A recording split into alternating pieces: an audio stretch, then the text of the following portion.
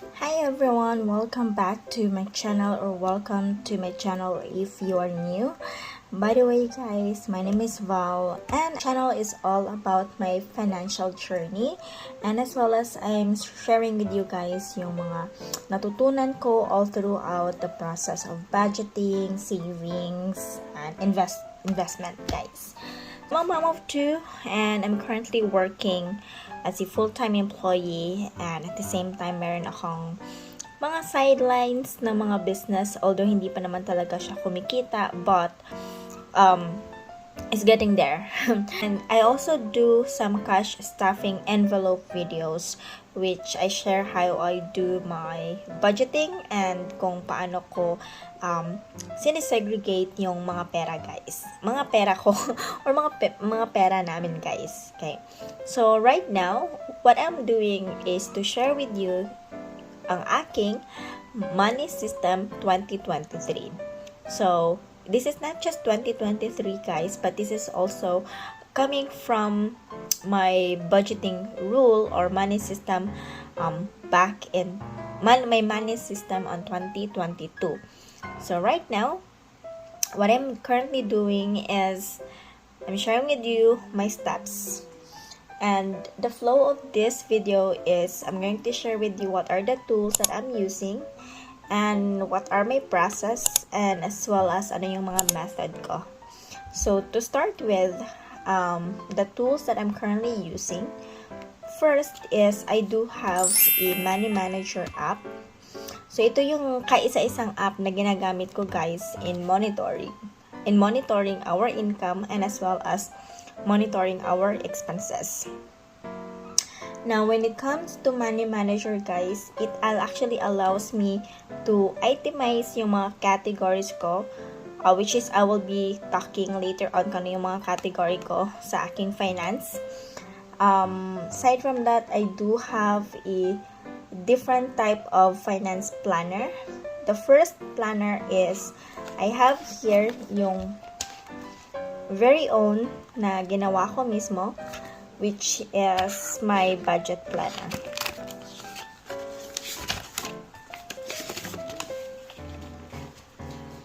So with my budget planner, I start up with my 6-month saving tracker. So when it comes to my saving tracker guys, I do have a different type of goals that I'm currently working with. And that is, I have the emergency funds, medical funds, and I do have sinking funds, guys.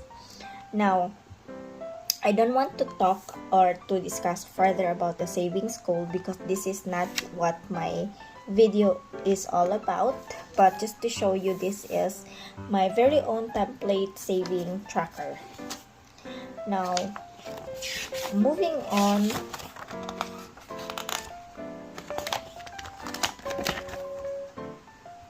Now moving on to my budget planner guys. So this is what I do or how I do my budget. So by the way, ako yung gumawa mismo ng template na to. Ako yung nag-decorate, ako yung nag-design. And let me know guys if you are interested to get some or to get this or to get a copy of this hack because I'm not really sure if interesado kayo. But if interesado kayo, just comment nyo lang sa baba guys. Let's find ways. So that's my finance planner. That's a very basic one. And aside from my finance planner guys, my other tool that I'm currently using is yung cash envelopes. So ito.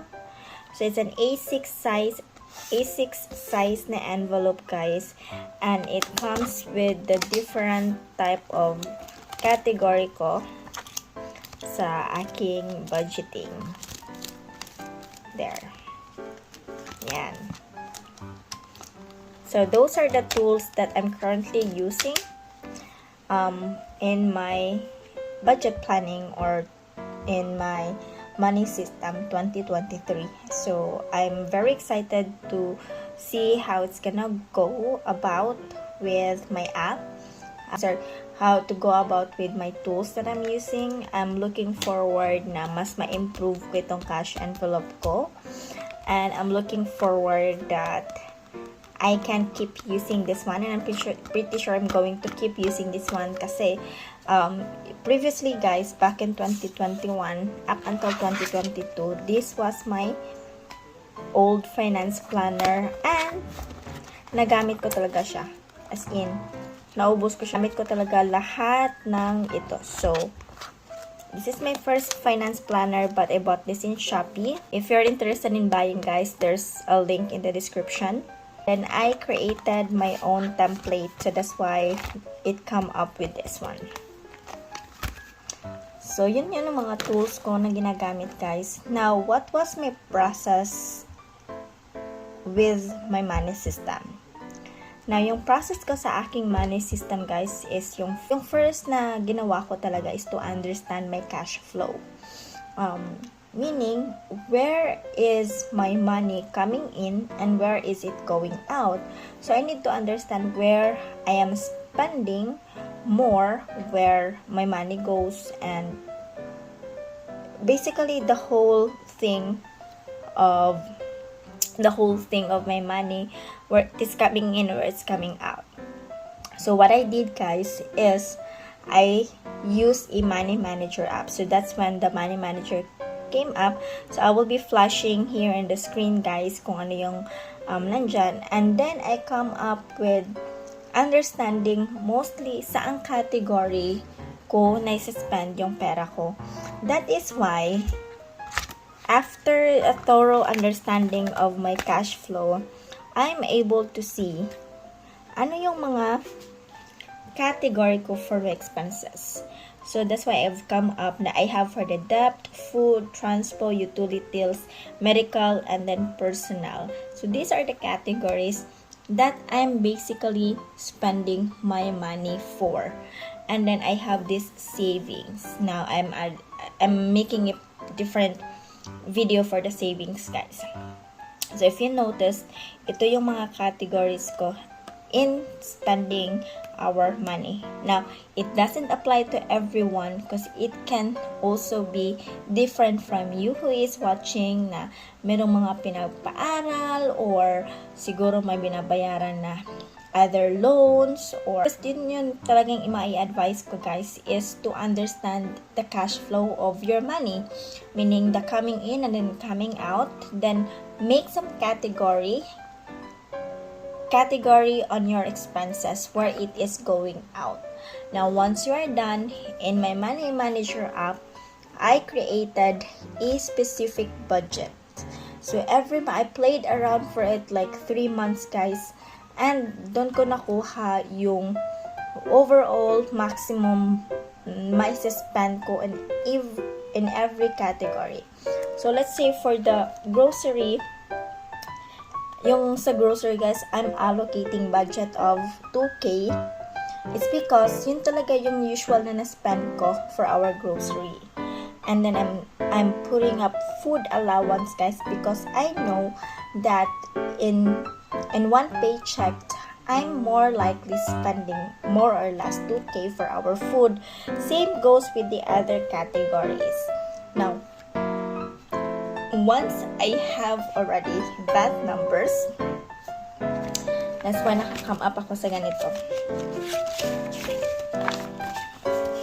Yeah. That's why I have come up with this one. So, alam ko na talaga na pag dumating yung pera ko, alam ko na yung 15,000 may sobra pa ba? Or yung 13,000 wala na sigurong sobra kasi nga yung expenses ko 12K, diba?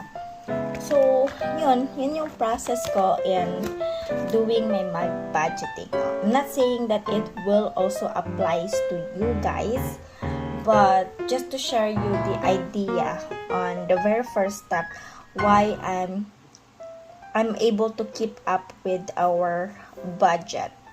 Yun.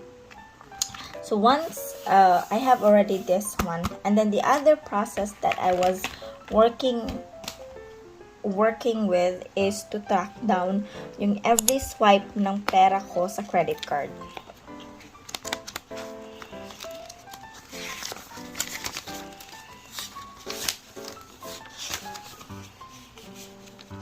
So here, you would see that the credit card transaction is right here.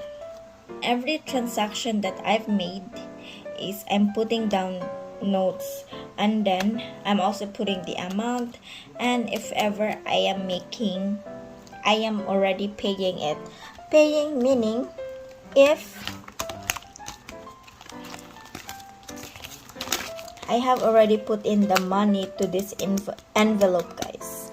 So, I wouldn't be swiping my credit card if I know na wala akong pera. Let's say, for example, I have swiped this gasoline for 600 because I have a budget for the gas right here, diba? So this is how I do my credit card transaction, guys. Making some notes and paying it right away to the envelope. Not necessarily to the card itself, but as long as I'm allocating the money already in the envelope, guys. That's why it's very useful talaga that you are using an envelope, cash envelope stuffing, guys. Yan. And I think that's about it. Maybe the next video that you will be seeing is still cash stuffing, guys, and I'm looking forward to see if ano yung next topic natin. If ever you have questions and if you wanted to discuss more of finance, guys, or any topic na you wanted to be discussed on our next videos, comment nyo lang sa baba and I'd be happy to create them for you with all honesty. So again, disclaimer, I am not a financial advisor. I am not a guru. I'm not an expert. I'm just someone who is sharing our knowledge and our budgeting on our finance. That's why we call this financial journey, because my journey is what I'm currently sharing. So again, thank you so much for joining me in today's video. I'll see you, and please don't forget to like and share this to everyone or sa mga kakilala nyo nangangailangan ng video na to. I'll see you. Bye-bye!